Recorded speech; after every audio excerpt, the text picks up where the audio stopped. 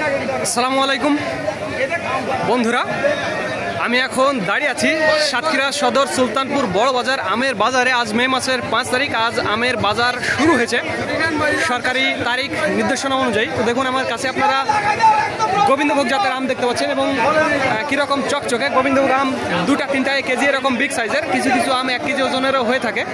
দেখুন আমগুলো কত সুন্দর, একেবারে সাংঘাতিক একটি অবস্থা।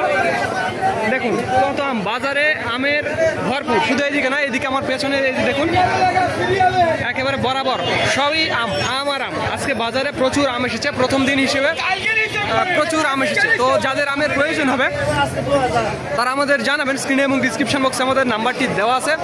আর একটি কথা, আমাদের ট্রান্সপোর্ট ঢাকার বিভিন্ন জায়গাতে যাওয়া আসা করবে। তো যাদের আমের প্রয়োজন হবে তারা আমাদের জানাবেন। স্ক্রিনে এবং ডিসক্রিপশন বক্সে আমাদের নাম্বারটি দেওয়া আছে।